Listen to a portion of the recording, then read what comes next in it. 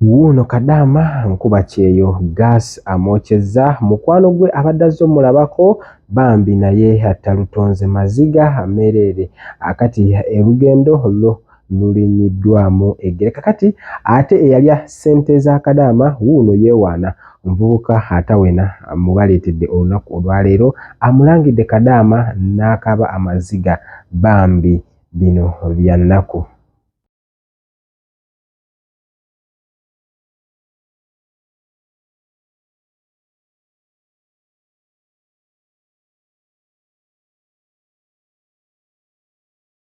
Ebyo nebisingawo byenziza okubanga nkuwa olunaku olwaleero audio enkambwe masawo ngenda kubanga njikuwa owulire bambi omukyala nkuba kyeyo atadde mu muvubuka sente kino nga abali okukyeyo njagala mumbuulire ebyaddala omuvubuka bw'alya sente zo kiki yandisaanye okubanga akolerwa. Ebyo nebisingawo byenziza okubanga nkuwa olunaku olwaleero naye nga nkujjukiza video eno gimpere like subscribe nga batonda bakubanga otoyebako obutereevu ate tusobole okubanga tutambulira ddala mu Wonder Boy UG agwe mukutu kwe tuli mwebale kubanga mutulaba mu bitundu yonna gye muwangaalira agaleero abyo asibya ssanyu olw'ensonga amawulire agenza okubanga nkunyumiza agannaku munenga nenkujjukiza International Conference on Maternal, Newborn and Child Health kakati bano bagamba byonna byoyagala okubanga okola wali e Canada basobola okubanga bakuyambako mu nteekateeka ez'enjawulo ate ebintu ne bitambulira ddala bulungi. Balina conference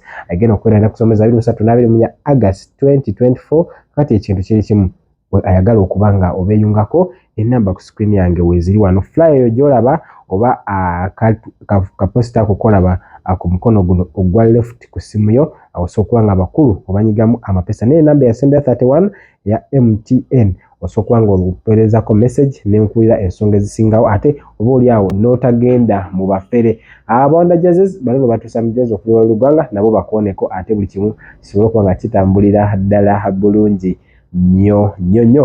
Nja kusooka n'emboozi y'abano abankuba kyeyo. Abaana bano bategerekeseeko nga Lilian Nekesa akosa Anyango Irene era nga Lilian Nekesa yabadde azze ewa Anyango Irene asobole okubanga amusiibula basobole okubanga oba oliawo balya ne emmere oba balyamu akajjulo oba ekijjulo ekisembayo olw'ensonga ebintu bya Dubai ebyaddala nategeezeddwako nti babadde babafeze ebbanga kati visa we zaafulumye ne bagamba katuguleko ku nkoko wali tusobole okubanga tulyamu tujaguze ate oba oliawo lwaki nedda asobole okugenda tukolere abaana baffe awo nno agaasi bambi wasobodde okubanga abookyeza era nga ebiddiridde agibadde miranga era okukakana kiwalattaka nga babaddusiza mu ddwaliro gye basobodde okubanga Mukama Katonda ajjulula obulamu bwabwe era nga kitalo nnyo kitalo ddala. Abantu bano bambi bo ebyabwe byo bitiisaamu olw'ensonga byonna babadde babigobedde. Kigambibwa waliwo kampani emu gyenja okubanga mbaleetera maaso awo yali yabaferako akasente era nga bagamba abantu nti bayinza okuba eno kampani bambi abantu baayo babasabidde baleme kubanga bagenda ebweru. So bannaffe abo tubanakuwalirako kitalo nnyo kitalo ddala. Nja kugenda straight ku muvubuka atawena Wuuno Kafumisi nkuba kyeyo tayagala kubanga alina kyamugamba agamba nti ebyaddala oyinza okuba obadde olina abavubuka boteekamu ssente naye nze wajja ku level y'amaanyi. Omuvubuka agamba mugwe muwala gwe wanneesibako walema okunoonyaayo abaana abalenzi abatali ku level yange nojja ku level yange. Kandi omuvubuka ono saagala kumwogera wabula njagala omuwulire okakase ddala nti waliyo abavubuka bakaguje bakawaji bakabejja. A'udhu billahi minash shaitani rajim. Bismillahir rahmanir rahim. Alhamdulillah rabbil alamin. Nze ajimiti omusomi w'ekitabo era omusomi w'edduwa. Nkozesa kyoto kino, ekyoto kino kiba kitagombolola. Lwaleero ku kyoto kuno kunyambira abantu bange. Buli muntu yenna alina ekizibu kye ojja ku kyoto kino n'osula akabaani ne nkusabira. Buli alina ekizibu naddala mu abali e Bulaaya n'ompereza amannya. Ne ngasula mu kyoto kino ne nkusembera edduwa ne nkujjako ebizibu n'ebiba bikusumbuye. Walemererwa mirimu ki ddala mu abali e Bulaaya, abali mu nsi muno mu Uganda, abalemeddwa okufuna visa. Nantegeeza eri abaana Adamu enkozesa nkofu ku kyoto kuno namala okusindika enkofu eyo negenda ebanja amabanja ge bakubanjiza gonna gwe yalema okufuna okuweebwa hajimiti nkozesa amazzi ku nnyanja kuno kumulengera ku mazzi wano hajimiti nga bwenyimidde olwaleero ngokumasira abaana Adamu bompereza ebiwandiiko byonna bye bompereza ng'oli e Bulaaya mbikwata nembizinga ne mwandika kapapula nembisula mu nnyanja nensaba Allah gwensinza asumulule ebyo bye babikulemeredde awa visa agifuna alemedde ofuna omusajja omulungi amufuna sangeba ku namba 0752 Well, even here I'm doing well. Can't you use your brain? Obusente nabulya wekakkanyi kati wako ofuna omulala gw'obuwaako gwanti omukazi omusiru olina abaana bakulu abawala bakwenkana naye ate oyagala kukola bya kisiru. By the way, I was going to go for your ekiwala kyo kye nali ngenda okugendera.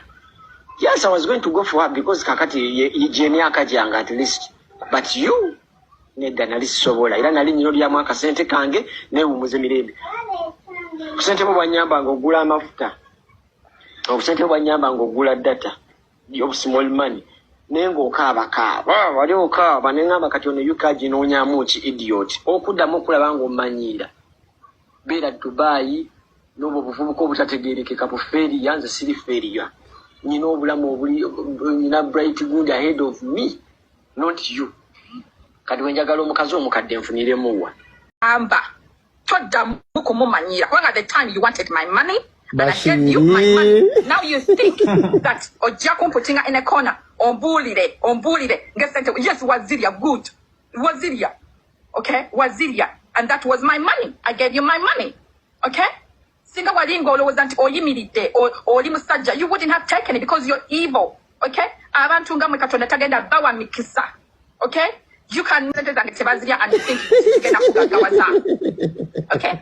Obo motoka bo bajabuko na that obo motoka we wana na it's not wealth, it's not money. As a sister, but you are a poor guy. Okay? Singa wali toli poor guy. Muntu ki akola best space. No belango lya kawunga. Kakati oli wana rock body Uganda. Always anti wakola mu osikolo kuba. Please don't start with me. Basho jakunko bilane Simon ne tondere. Do not nzeteba manyira. Tewali musajja alyamanyidde ku nsi ya dunia kuno tuliba we wealthy bash. You're nothing. Usinga sente abana bange bakusinga sente ze tojja kumanyira nga wali sente zange ogezeko onkubire ondekere stupid messages like this na kwe sente zange nekugamba nti ojja kuzimpa. Okay, I would want my money back. Bash you are telling sente zange ezo. You will never see peace ku nsi ya Mukameno n'abaana bo they will never see peace. You will die in poverty until I get my fucking money. Then nakwa the 300 pounds endala waziria emotoka sente ziwateka ku motoka yeyo. Although the ranch is standing behind so kugoberera the bash attends akamwaka kali venom that everything I speak it exists. Bash or get up and set a zukuva mungalo until you give me my 300 pounds. Okay, the same time again I could have social media kuyamba next time gwe. I've said.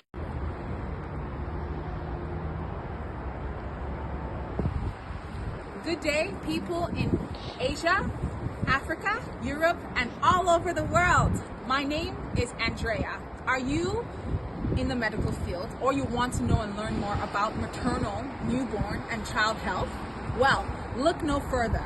Kabalega Associates is proud and pleased to present the international conference taking place right here in Toronto, Canada, under the theme of identifying and addressing the social determinants that are crucial towards improving maternal, newborn, and child health outcomes. During this conference, we're going to be discussing the strategies for improving access to quality healthcare services, reducing maternal mortality rates, and increasing the awareness of child development amongst caregivers. This conference will be taking place on the 23rd and 24th of August 2024 at 237 Sackville Street, Toronto, Canada.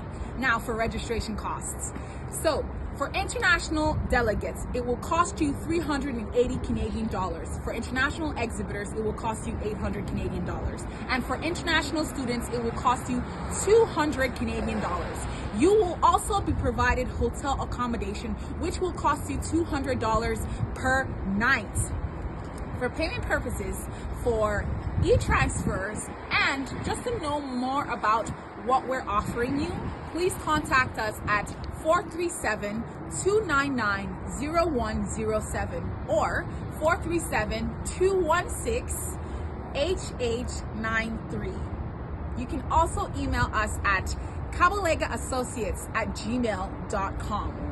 Our website is www.kabalegaassociates.com. I am looking forward to seeing you there. Goodbye.